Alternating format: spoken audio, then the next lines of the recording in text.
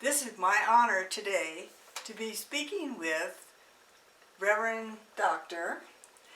Maxine Kaye. And she's going to tell us all about her life and how she got into Science of Mind and what she's been doing ever since. Maxine, it's wonderful of you to come and to speak with us. Thank you, Marilyn. I love talking with you always, and I appreciate you inviting me. Well, I actually was raised in this wonderful teaching. Wonderful, lucky Yes. girl. Well, when we were in Los Angeles, my parents, who had quite diverse religions and followed neither of them, decided they needed to find something for the children, my two older brothers and myself. So we found Christ Church Unity, and that was Ernest Wilson there at that time. And we attended there, and I loved the Sunday school. I just loved it. I felt so alive and realized how much God loved me every time I went there. Very positive experience. Then we moved to Redondo Beach, and we found, what I jokingly say sometimes to my friends, the one true church, Religious Science. And that was in 1948. And at that time, it was Earl D. Barnum, who was the spiritual leader, the pastor of the Redondo Beach Church of Religious Science. And he became my papa, my second papa. Mm-hmm. He became my teacher, my mentor. I actually was taking first year class with him when I was 14. Wow. My mother and I took it together, and it was quite wonderful. And when I was 13, we began a teen group. And we called ourselves the Meta-Teens. The Meta-Teens, the metaphysical teenagers. Oh, got it, wonderful. And we would go up to the Institute with all the other teens from the different churches, and it was wonderful. I never met Dr. Holmes in person, but I would see this wonderful, small but giant aura of a man occasionally walking by while we were having our youth gatherings. And it was wonderful. So I continued with my first year class. Years later, I went back and took first year again. And this time it was with Dr. Frank Richelieu, because of course my beloved Barney had moved on to first to Pacific Palisades, then to Canoga Park, and ultimately retired. So I had a wonderful time being a part of the Redondo Beach Church. I was co-chair of the membership committee, and we would bring in 100 or 200 members once or twice a year. Wow, my It was goodness. thriving. But back before that, when I was still a teenager, there's somewhere a newspaper clipping of Barney and me breaking ground for that fabulous church on Nob Hill. Yes. And then, of course, when he left, and Dr. Frank and Dr. Anita came, and it was wonderful. We had the new sanctuary then, and so I was very active in that church, and I wanted to continue on. I took first year again, I took second year, and continued on, and I was ready. And Dr. Frank was not teaching third year at that time, and I had his complete support to go out to Canoga Park every week. And it was, especially with the traffic in Southern California.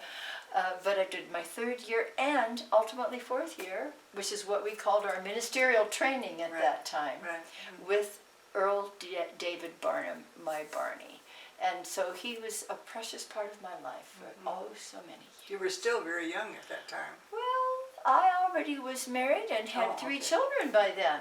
Oh, my. I went back much later. I mean, I never left. I continued to always attend, and always take classes, and always be a part, a very important part of the congregation. So I became a practitioner in 1975 with Dr. Frank and Dr. Anita, and it was interesting.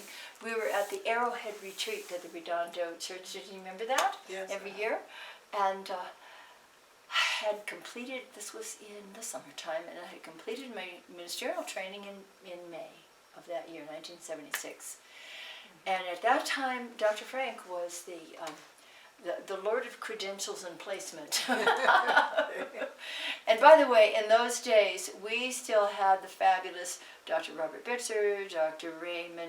Charles Barker, and then we had, of course, Stuart Grayson and Roy Graves, and your father, all the wonderful, I never met Reginald Armour, but I knew him, I knew who he was and what a force of good he was. Yeah, he was. So it was an amazing time, and those early Silmars were amazing. But anyway, so coming back to being at Arrowhead at the Redondo Beach retreat,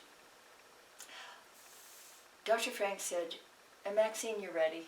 We need to get you out there. I said, really? He said, yeah. And then Dr. Anita whispered to me, there is a little church that's going to be candidating up near San Francisco. And I went, San Francisco? You were married and had children? I was married and had children. And so I spoke with my then husband, and he said, I'm ready to leave the corporate world. And we owned motels and other properties, and he said, I'd like to, as long as it's in California, that would be fine. So I candidated, and what was it, San Carlos? It was in Alamo, California. Oh, Alamo. That was in the East Bay, in Contra Costa County. Yes. And previously, the Conways had been there. Not the Conways, the Ottaway, Conrad Ottaway and Margaret. Conrad and Margaret Ottaway. Not familiar with that Well, name. and they had been a United Church. They started in Pleasant Hill, California, and they were friends of my Barney. They were apparently years before that they had been golfing with Barney, and Barney says, "Why don't you come to RSI?" So they became an RSI church, and I was candidating there, and these beloved people were retiring, and they chose me, and I was a new baby minister, and it was quite wonderful. So we moved to the East Bay, and I was in that church for 8 years, and then I took a little time in between. I went back to school. I went to UC Berkeley. I got a degree in a humanities field major with a focus on ancient Greek civilization. And people would ask me, well, what are you going to do with that? Yeah, it's like, I don't need to do anything with it. I'm an ordained minister, and this is just it's to feed my soul. It's for me. And man, I use it on Sunday mornings too. Yeah. Oh, I do, of course, from time to time. In fact, when I'm moving ahead a little too fast here, but when I was installed in my present center in Paoli, Pennsylvania, just outside of Philadelphia, I was always coming up with the uranos is the real word that's the Greek word for heaven, which means that which is forever and ever expanding. And I would throw this out at them every now and then. So this fabulous installation they created for me, they called it Dr. Maxine's Big Fat Greek Installation. It was wonderful. So after I came back and I candidated in Palo Alto, and that's where Oscar Pitcock had been. And so in between times, when I was between these two Northern California churches, I would travel and I would speak. I spoke for Roy Graves, I spoke for Kennedy Schultz, I spoke for Dominic Polifron. Every time I would travel around the country and Fort Lauderdale, I would spend an extra few days. If I'd go to speak for Dominic, I would go play in Manhattan for a few days. Was still a minister at Alamo? That was afterwards. It was between that church and the Palo Alto that I was free agent, and Oscar Pitcock would sometimes call me and said, I need some time off, come and speak for me, and I would. So the last time I had agreed to do that, Oscar said, "You're coming down on da-da-da." I said, "Yes, I am." He said, "Well, why are you here? Why don't you candidate?" I said, "What?" I said, "What are you going to do?" He says, "I'm going to do what you're doing." So it turned out that it was a match, and I was with that wonderful. I mean, every congregation I've ever been with has been just stunning, just wonderful. They live in my heart. My chest has to get bigger because my heart is trying to contain all these people that are still so close to me. I'm so close to them. And I stay in touch with many as well. So I candidated there and received that wonderful center. I was there for 13 years. And after that, I began doing some interim ministries. And I was interim, the first one I was interim for was in Monterey, California. And it was, I had taken the co-creation training with Reverend Marcia Sutton and Lloyd Strom. And so I would go into centers and do the co-creation, especially if they were looking for a new minister, so that they could really get things cleared up, cleared out, and form a sacred covenant with a vision for the new minister that they wanted to bring in. So I have those beloved people that I'm close to. I also, and at that same time, I had also done, I had presented in the intensive, remember the ministerial intensives Yes, we used to do at yes. Silomar? Well, I for years I would teach in those intensive. I also previously had served on the Board of Education and the Board of Directors with RSI, and first with James Golden, and then with David Walker, and just all these beloved people. And in fact, the Board of Education at that time was Dr. David and Dr. Sandy Jacob, Dr. Jane Claypool, Dr. Arlene Bump, and myself. And it was a really precious, wonderful time. We loved each other. We worked hard. We were so creative. We let Spirit bring wonderful curriculum and new ideas through for us, like beginning a chaplaincy program, and many other wonderful things. So I was teaching the intensive. It would have been in 2004, and at that time I was also interim at Monterey and working with those beloved people. And in my intensive class where I was teaching ethics, and they put me right after lunch teaching ethics. And so of course I had to make it light and fun, and I like to do that anyway. And so in that class happened to be a number of people who have become really wonderful, powerful ministers. One of them was Joe Hooper. Remember him? Yeah, he's out in Palm Desert. Palm Desert. And so Tom Costa at that time was getting ready to retire. And Joe decided that he would be a candidate. And so after that intensive, Joe got hold of me and he said, you know, if I am elected, if I am selected next January, that was 2005, would you consider coming down and working with me as my assistant minister? And I thought, move from the San Francisco Bay Area to the desert? I said, let me think about that, take it into meditation. Well, he's persistent, in case you don't know him. And so I took it into meditation, I took it into prayer, and something began to bubble up besides the fact that he kept calling me, you know. And finally I said to him, you know, it feels right. I'd love to come and work with you if it turns out that you are selected. And I just knew he would be. He's a dynamic guy. And so he was selected in January. He called me and he says, how soon can you get down here? And I said, well, let me come down and meet everybody and see if it would be a fit. And so he brought me down for that, and I did a talk at a Wednesday and got to know people at a luncheon, and it felt really good, felt like a fit. And working with him sounded like an exciting thing to do. So I decided, yes, I would come down as his assistant minister. And then I was still working in Monterey with the folks there, and he would call me every now and say, don't you have those people healed yet? Get down here. So finally I did, and when I went down to present at this luncheon so we could know each other, the folks and I, he had already made up cards for me. What you were just Dr. Maxine, assistant with the Center for Spiritual Living Palm Desert with my name on it. Business cards. Oh. So I came back and I showed those to the board president, and he went, I said, it's time for me to go. I've been here for 10 months, you know, it's time. So, yeah, and in the meantime, they were candidating, you know, they were really doing very well. So I did come down, began in April of 2005. And it was really wonderful. It's a thriving church. Reverend Dr. Joe now, has done some wonderful work there. And so I stayed there for 6 years. And that's when I wrote my book, Alive and Ageless. And I was working with Dr. Jane Claypool, my beloved friend, who popped off the planet too soon, as you know. But she had, you know how many books she wrote. She wrote dozens and dozens of books.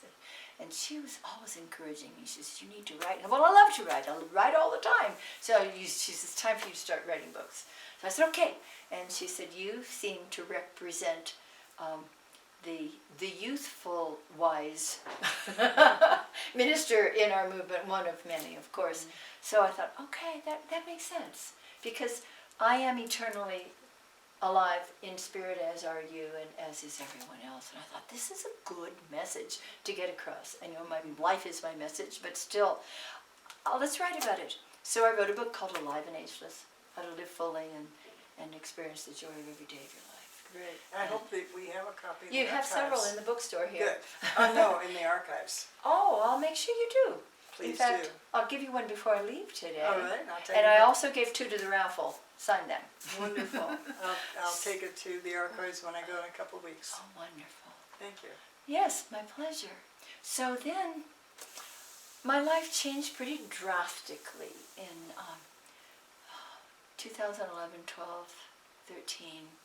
Things were just shifting and changing, and it was in 2013. I have 3 children, 8 grandchildren. My eldest... 8 grandchildren? 8 grandchildren, right. and they're all in California. I didn't want that number to slip by there. 8. Right? And so my eldest son is now in Kansas City. He's been there for several years. My daughter is in Boca Raton, Florida, where she's been with my son-in-law. I married them in 1982 in California, and they had the gall to move to Florida. I kept thinking they'd come back, they never did, and that was fine because they have thrived there. They have one of the largest flooring companies in South Florida, and they're just doing beautifully. So, and my youngest son, Jeff, lived near me in Palm Desert, and he became a very important part of the Palm Desert Center. Mm-hmm. He became like the outer guard. He patrolled the parking lot, and he welcomed everybody as they came in all 3 of our celebrations, 7:30, 9, and 11. And everybody adored Jeff. He's big, hunky bear, yummy guy, and my son Jeff passed away in 2013. Oh, I'm sorry. And we had the most marvelous life celebration for him in the center. It was standing room only. And he was so beloved. And it was marvelous. Of course, my kids, my family, friends all came from all over to be there. And I know he was so fully present. And I was told afterwards by someone who's extremely tuned in, you know, the veil is thin. He said, Jeff didn't realize how loved he was until he was experienced that celebration. Mm-hmm. So my daughter and son-in-law said to me, Mom, there's no reason for you to be here anymore. It's time to come and live with us for a while in Florida. So I did. I took that into prayer and meditation for a while, packed up everything, including my precious Wonder Dog Yoga. If we were in my home right now, I'd have her up at the camera too. She'll be 14 soon. And so the car went on the car transport, packed up everything, and we moved we hook, line, and sinker to Boca Raton.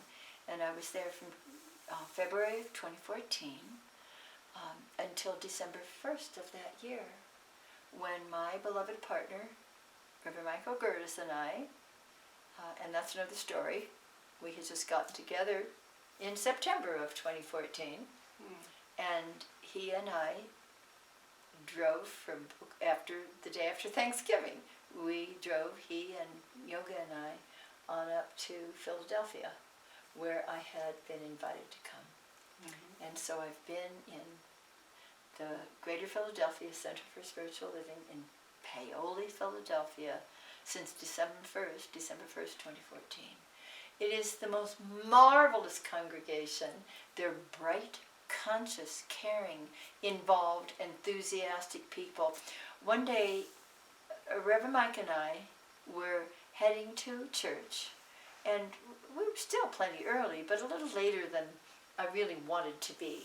And he said, "Sweetie," he says, "they can't start without you." And I said, "Oh, yes, they can. Oh, yes, they can." These people kept this center alive for 2 years with no minister. And one of the main reasons, besides these amazing conscious caring people, was that before Bob Dean left, because he had been the minister there before, having followed Gwen Gillespie with a couple people in between. But Bob Dean and several of the key people in the center had gone up to Chicago and had taken this church growth training where you learn about small groups from Mark Anthony Lord, who's going to be here at Big Sky next year. Yes. So they took the training and they implemented it. And this entire group, almost everybody is in a small group, which we call care groups. And we have everything from hiking to cooking to soul collage to wise women and wise men. And it is so powerful. Marilyn, it's the glue that, I mean, principle is the glue, presence is the glue that keeps every center together. But these small groups have meant everything. So I am honored and thrilled to be with these people at this time. Yes, it's wonderful. And where Mike has become family and youth director there. And so they hired me, and then they decided, oh, we got BOGO. Buy one, get one. Oh, I see, yeah. Oh, they love to do that. So it's really wonderful, and we love. I never thought I'd leave California. I was surprised I went to Florida, but I never realized how fabulous it would be to live in the Northeast. And this former California girl has learned to absolutely love and embrace seasons.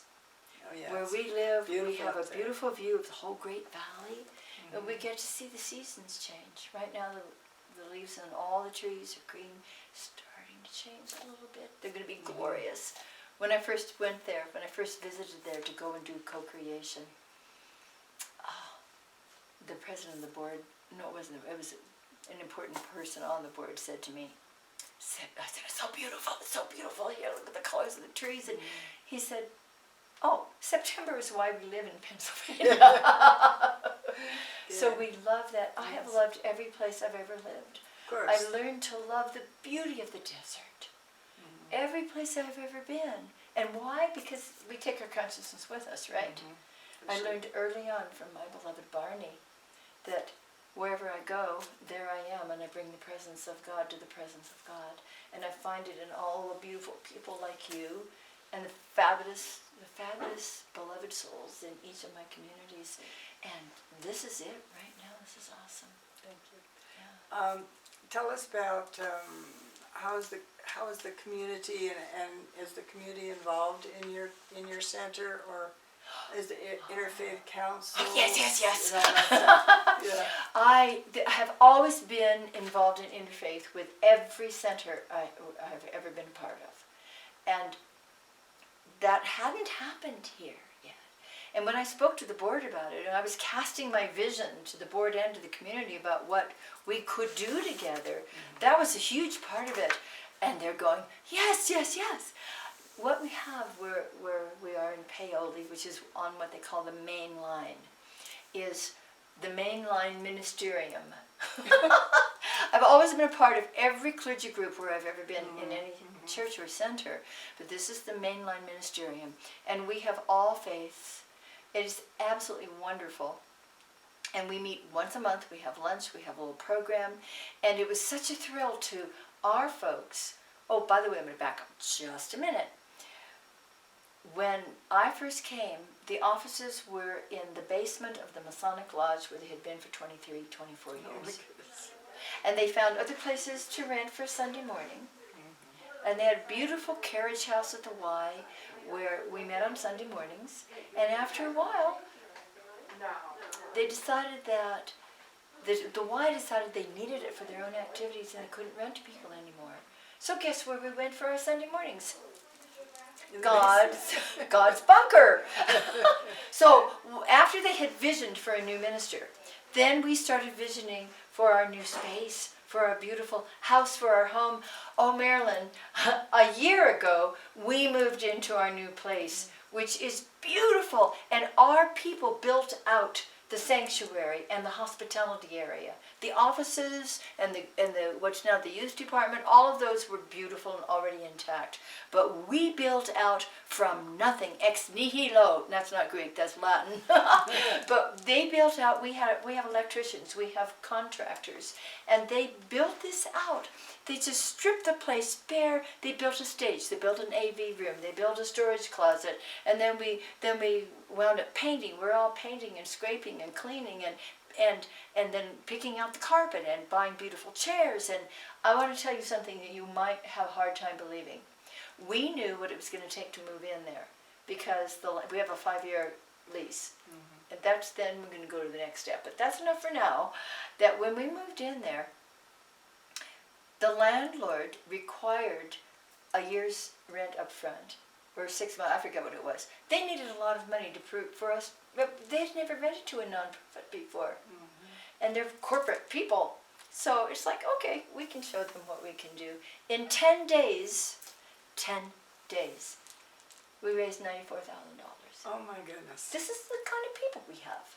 Isn't that And this is the wonderful? kind of consciousness that we have. So here we are now in our beautiful space that everybody has built out with sweat equity and their cash. Mm-hmm. And it was thrilling. We moved in, we invited the community, they're getting to know us. So, back to the ministerium. I've become so, Reverend Mike and I both, so fond of these people. The Muslims, the rabbis, the Presbyterians, the Catholic, the Baptists, the Mennonites, all of them. And we have a wonderful rapport with them. And the people in our congregation are thrilled with this. Last March, we had the pleasure of the first time in our history of hosting the ministerium at our own center. Wonderful. And it was so wonderful. Mm-hmm. The food was fabulous. The hospitality was awesome. The program was good. And we had a whole lot of wonderful women in our congregation who came to greet everybody as they came in, to serve the lunch and so forth. The people didn't want to leave. It's so warm and welcoming, the place that our people have created, that all these people, usually everybody's out of there. Mm-hmm. They just didn't want to leave. So yes, we're known in the community now, Marilyn. You sure are. And more so and more so. Mm-hmm. And we have a winter solstice where we have they've done this for many years. I didn't begin it. We have a didgeridoo, and we have every kind of imaginable instrument, and we honor every single faith, and there are prayers, and there are readings, and there are instruments and songs from everything imaginable, just, around the winter solstice. And everybody came to that. We had representatives from the Islamic Society, from everyone that you can imagine, including our own faith tradition. So yes, the long answer to your short question is yes, Marilyn. We are well known and very involved, Yes. and now really well thought of. That's wonderful. It is. How do you see Science of Mind spreading around the world, or Oh my gosh. continuing? Because it's really... It really is. I get so excited when I hear what's happening in Mexico and South America and Ukraine. I mean, our beloved Barbara, with the work she's done over there, and the work that Julianne has done in England. How do I see it spreading, continuing? I mean, all the translation of all of our books that have been taking place for years in so many languages. I see it just continuing. Would I like to see it faster? Oh, I want everything to happen faster, but it's unfolding in its right and perfect time. This is such a perfect way to live. And I love that we don't proselytize, we just live it. And people are so hungry for it. Mm-hmm. And to see all these practitioners popping up in South America now, isn't it a thrill to see it? How do you see it? Well, I was with United and headed up the global, Yes, I group recall. for a while, and that was, I must have been about 15 years ago, because Yes. Barbara was just starting, Right. and our practitioners down in South America were just getting Right. started, and I remember them coming to Asilomar, Oh, and when they had just become practitioners, Yes. and they were so excited, and I have all these little gifts that they always bring you gifts, you know. sweet. That's a cultural It thing is. that I don't think we do as much. We can And, learn. We could, yeah, but I see it growing greatly, and it started many years ago and there've been South lots. Africa, don't forget. Oh yeah. We had several we're, churches We're there. in Shanghai and India and South Africa. We are all over the world. Yes. And do you recall that still, when it was still during apartheid, that our churches in South Africa were integrated? Were they? Yes. Yeah, and then we did have a couple down there, I think, Mhm. at that time. And Nigeria, Yes. we had a minister down there, and several, I guess. Right. And yeah, but not everybody knows about it. I know. How can we let them know about it? I don't know. I'm here for you to tell us what you Yes. think. Well, we're all about unity. We're all about oneness, unity and multiplicity. We're all about respecting and honoring and cherishing each other. And this is, this message is the one that must occur. I had someone recently say to me, why can't we just, all the Americans that you can think of, start sending cards through China, because you can't send anything directly to North Korea, but to be delivered to the leadership saying, we really just want to love each other. We're not an enemy. No. We wish to be friends. What if everybody that you knew started sending cards saying, let's connect on a different kind of level? Now that sounds like a lot of naivety, I know. But No, I think with the people themselves, we do. I mean, we don't want to interfere with them, and we don't want any harm to come to them. Of course not. And think about every major fearsome event that led to war or promised maybe to do so over the years, that it's never been the people in the country who wanted it. No. And when you get, Arabs and Israelis together, their food's pretty much the same.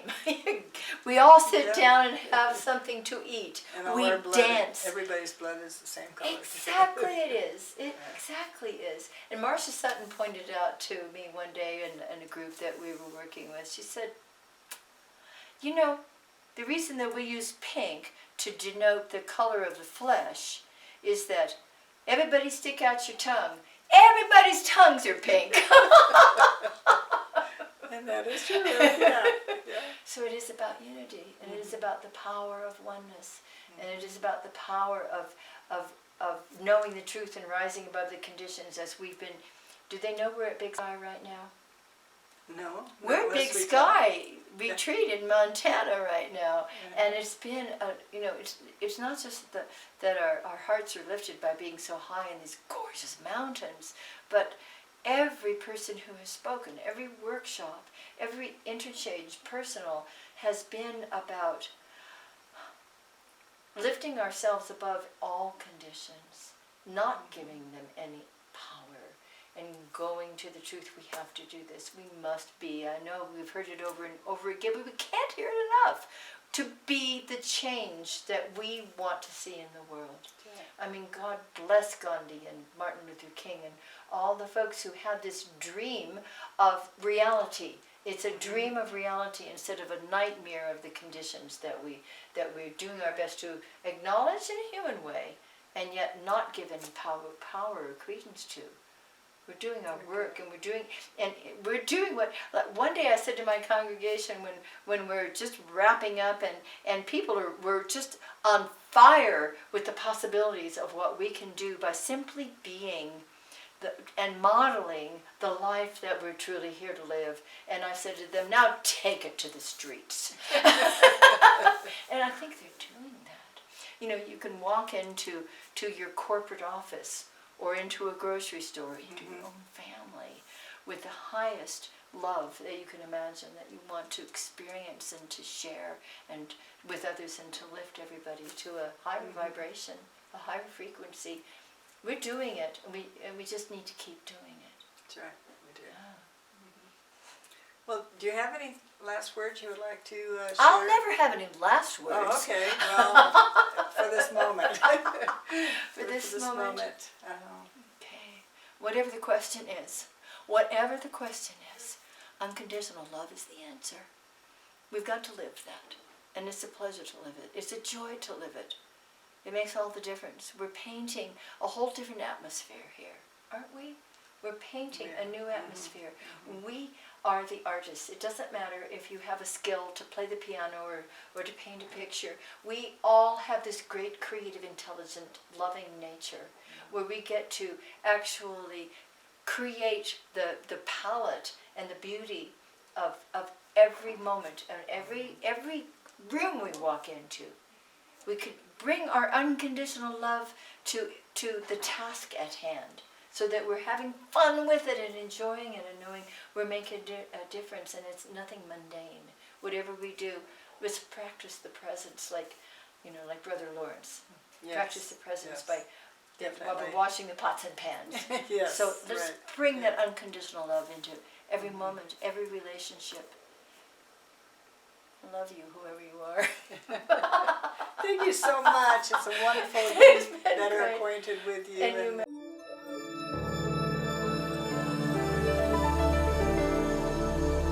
Hello, my name is Marilyn Leo. I am the founder of the Science of Mind Archives and Library Foundation. I trust that you have enjoyed this interview, which is part of the Wise Sage project of the archives. It is a gift of love, as is the foundation itself, and depends entirely on your generosity. We appreciate your donation in support of the preservation and availability of our science and mind history.